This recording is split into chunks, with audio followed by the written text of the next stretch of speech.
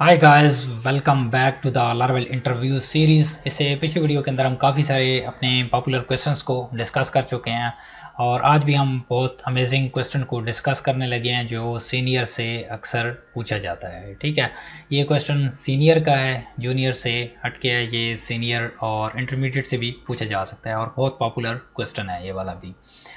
इसमें आपने समझना है कि इंटरव्यूअर आपसे अगर पूछता है तो आपने पहले उसको कंफर्म करना है कि वो किस चीज़ को कह रहा है, क्योंकि हमारे पास यहाँ पे हमारा जो टॉपिक है, व्हाट आर द रिसोर्सेज और what are the API resources, why we use API resource in Laravel. अगर आपसे इंटरव्यूअर इस तरह से पूछता है तो आपको पता है कि वो आपसे इसी चीज़ के बारे में पूछ रहा है। बट अगर आपसे इंटरव्यूअर समहाउ ये इस तरह से पूछते हैं, इवन मेरे से भी पूछा गया था कि व्हाट आर द रिसोर्सेज, ठीक है, तो जवाब तो यही बनता है, बट समहाउ आप उसको क्लियर कर सकते हैं कि आप कौन से रिसोर्सेज की बात कर रहे हैं। हमारे पास राउट रिसोर्स भी होता है, ठीक है, राउट का जो कलेक्शन बनती है, राउट रिसोर्स भी होता है, कंट्रोलर रिसोर्स भी होता है और ये एपीआई रिसोर्स भी होता है। समहाउ उनकी इंटेंशन में भी डिफरेंट हो कि वो राउट रिसोर्स को पूछना चाह रहे थे और रिसोर्स उन्होंने राउट साथ मेंशन नहीं किया, जस्ट रिसोर्स कह दिया, तो आपने उस बेस पे देन उनको रिस्पॉन्ड करना है या इवन आप वहाँ से क्वेश्चन आस्क कर सकते हैं। So now question is what are the API resource. API resource क्या होते हैं, उनको हम क्यों यूज़ करते हैं।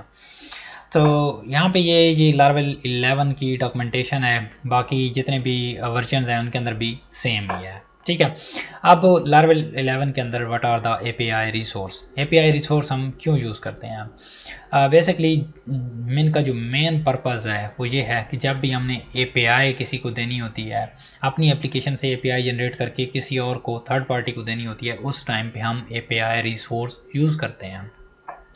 अब काफ़ी सारे डेवलपर्स मैंने ये देखा है कि वो ये कर रहे होते हैं कि अपने कंट्रोलर से क्या करते हैं, कोड को, लेट्स सपोज उन्होंने यूज़र्स की लिस्ट प्रोवाइड करनी थी एपीआई के अंदर, वो क्या करते हैं कंट्रोलर से यूज़र ऑल और देन करके और देन उसको रिटर्न रिस्पॉन्स जेसन करके वहाँ से सेंड कर देते हैं कंट्रोलर से। ये बैड प्रैक्टिस है। उसकी वजह क्या है कि हमारे जो कंट्रोलर हैं वो वेब की रिक्वेस्ट को हैंडल करने के लिए हैं। इवन वहाँ पे हम ये चीज़ें स्पेसिफाई कर सकते हैं, बट आपको मसला कहाँ पे आएगा, कोड ऑर्गेनाइजेशन के अंदर आएगा, कोड स्ट्रक्चरिंग के अंदर आएगा। जब आपकी एप्लीकेशन ग्रोथ करेगी और ज़्यादा बड़े लेवल पे जाएगी तो वहाँ पे आपको स्ट्रक्चरिंग के बहुत सारे इश्यूज आएंगे कि आपको हर चीज़ को स्ट्रक्चर करके रखना पड़ता है। अगर आप चीज़ों को मैसअप कर देते हैं तो उनको आगे नेक्स्ट लेवल तक लेके जाना मुश्किल हो जाता है, क्योंकि वो उनकी समझ लें खिचड़ी पक जाती है। ठीक है, तो उससे बचने के लिए आपने हर चीज़ को सेपरेट रखना होता है, अपना जितना भी एपीआई का लॉजिक है उसको भी सेपरेट रखना होता है। अब रिसोर्स क्रिएट करने के एडवांटेजेस को भी हम डिस्कस करते हैं। इससे पहले देखते हैं कि रिसोर्स कैसे क्रिएट करते हैं। तो कमांड है दी PHP artisan make resource user resource, तो आपके पास रिसोर्स क्रिएट हो जाएगा। मैं लार्वल 10 के अंदर आ गया हूँ। ठीक है, ये मेरे पास एक टर्मिनल ओपन है और मैं इसी टर्मिनल में इसको पेस्ट करता हूँ, PHP artisan make user resource. तो क्या करेगा, मेरे लिए यूज़र का रिसोर्स बना देगा जी। ये कहाँ पे बनते हैं बताता है, अगर आपको यहाँ से नहीं पता चल रहा, ऐप के अंदर HTTP और इसके अंदर रिसोर्सेज, और ये देखें ये यूज़र रिसोर्स इसने बना दिया है और ये एक्सटेंड कर रहा है जेसन रिसोर्स को। ठीक है, तो ये क्या रिटर्न करेगा यहाँ पे पेरेंट टू एरे, ये एक एरे रिटर्न करेगा बाय डिफ़ॉल्ट इसको यूज़ करेंगे तो। बट आप इसकी जो कीज़ हैं इनको कस्टमाइज़ कर सकते हैं। आप यहाँ पे अपनी मर्ज़ी की कीज़ को यहाँ पे रिटर्न कर सकते हैं। ठीक है, मर्ज़ी की कीज़ किस तरह से, अगर यहाँ पे आएँ तो लेट से आपके पास इसका ये भी एडवांटेज है, ये भी एक एडवांटेज है कि लेट से आपके पास ये वाले कॉलम्स डेटाबेस के अंदर थे, बट आपने एपीआई के अंदर ये आईडी पास नहीं करनी थी और उसके अलावा ये क्रिएटेड ऐड और अपडेटेड ऐड पास नहीं करना था। तो आप यहाँ से उनको सिंपली रिमूव करें, आईडी को भी रिमूव करें, नाम और जो ईमेल है, मैं इसको अब बिट लॉन्गर कर दूँ, नाम और जो ईमेल है, ठीक है, ये आप इस तरह से रिटर्न कर सकते हैं। तो आपका जो यूज़र होगा, जो जिसको एपीआई नज़र आएगी, उसको नेम और ईमेल नज़र आएगा। उसके अलावा आप क्या कर सकते हैं, लेट्स से आपने यूज़र को बिट डिफरेंट नेम रिटर्न करना था, यूज़र नेम रिटर्न करना था, तो आप यहाँ पे की को भी मॉडिफाई करके भेज सकते हैं। यहाँ पे भी यूज़र ईमेल जिस तरह से भी आपको रिक्वायर्ड था कनेक्शन से, इस तरह से आप पास करके भेज सकते हैं। ठीक है, और यहाँ पे हमारे पास दो तरह के API रिसोर्सेज आप क्रिएट कर सकते हैं, कलेक्शन के रिसोर्सेज और सिंपल रिसोर्सेज। अब कलेक्शन के रिसोर्सेज के अंदर क्या होता है कि लेट्स से आपके पास, जैसे मैंने आपको यूज़र की एग्जांपल दी कि आपने अपनी एप्लीकेशन के अंदर जितने भी यूज़र्स हैं उनको API के ज़रिए प्रोवाइड करना है जो भी आपकी एप्लीकेशन के अंदर स्टोर हैं। तो उसके लिए आप क्या यूज़ करते हैं, कलेक्शन रिसोर्स। कलेक्शन क्या है कि हमारे पास बहुत सारे यूज़र्स हैं और कलेक्शन को क्रिएट करने के लिए आप क्या करेंगे, यहाँ पे कलेक्शन को साथ में मेंशन करेंगे। तो मैं यहाँ पे सेपरेट कर देता हूँ, यहाँ पे मैंने किया यूज़र कलेक्शन।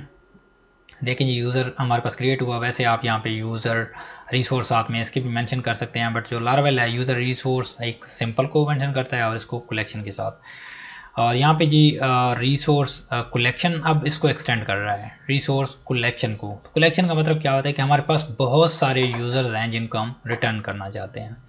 तो इस चीज़ को रिसोर्स कलेक्शन हैंडल करता है। और जब हमारे पास एक सिंगल यूज़र होता है तो उसको हम जेसन रिसोर्स इसके अंदर हम इसको एक्सटेंड करते हैं और यहाँ से यूज़र का जो भी ऑब्जेक्ट बनता है उसको हम रिटर्न कर सकते हैं। इस चीज़ को इस तरह से लारावेल हैंडल कर रहा होता है। और देन हमारे पास हम फर्दर चलते हैं जी। मैं आपको एक और चीज़ यहाँ पे दिखाता हूँ।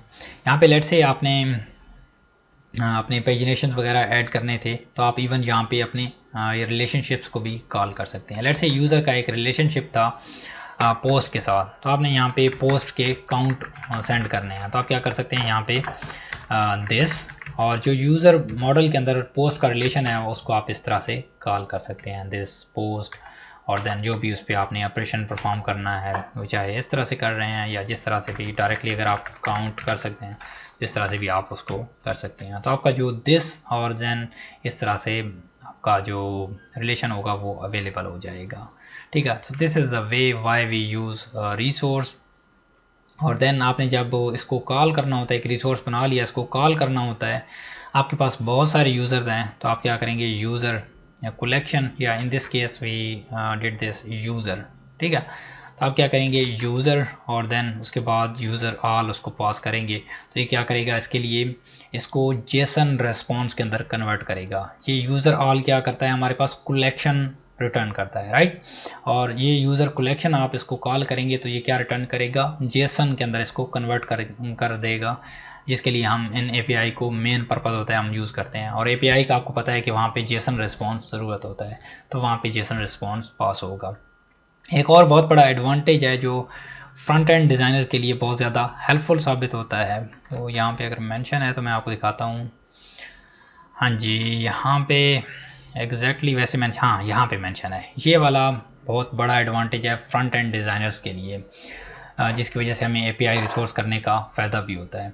कहता है by default your outermost resource is wrapped in a data key which when the resource response is converted to a JSON. So for example a typical resource collection response look like this.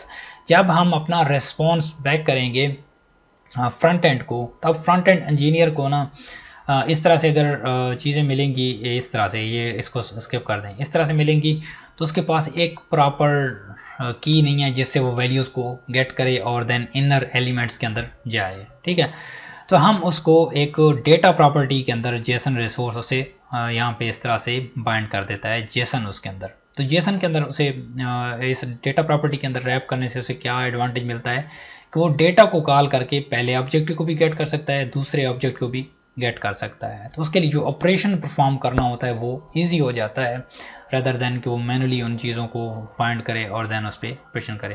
तो यहाँ पे वो user dot, अगर मैं इसको example दूँ, user dot zero, ये zero index पे पड़ा है और ये 1 पे है, तो इस तरह से उनको ईजिली गेट कर सकता है।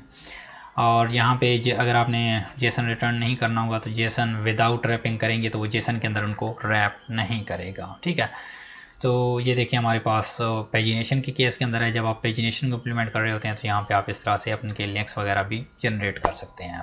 तो ये था हमारा ओवरऑल कि why we use resource. Resource हम क्यों यूज़ करते हैं, हमने जेसन के अंदर डेटा को कन्वर्ट करना होता है क्योंकि API का स्टैंडर्ड है कि वो जेसन के अंदर डेटा वहाँ पे रिक्वायर्ड होता है कंज्यूमर को, जो कंज्यूम करते हैं। उसके अलावा हम कीज़ को कस्टमाइज़ कर सकते हैं, अपनी मर्ज़ी की जस्ट कॉलम वहाँ पे भेज सकते हैं, उसकी परफॉर्मेंस बढ़ा सकते हैं क्योंकि इसके अंदर कॉलम्स वगैरह कम होंगे, ठीक है। और देन हमारा जो स्ट्रक्चर होगा वो भी ज़्यादा बेटर होगा। इसके अलावा हम उन रिसोर्सेज को रीयूज़ कर सकते हैं, ठीक है। बहुत सारे इसके एडवांटेजेस मैंने आपको बताए हैं, तकरीबन 6-7 मैंने आपको बताए हैं। तो ये इतने सारे एडवांटेजेस हैं, then why we are using this using the controller, so always use this using the API resource. आप अपनी फीडबैक शेयर किया करें, शेयर करें कि आप इस चीज़ को किस तरह से हैंडल कर रहे थे, कंट्रोलर के ज़रिए करते थे या API रिसोर्स के ज़रिए। And I will see you guys in the next one, take care, bye bye.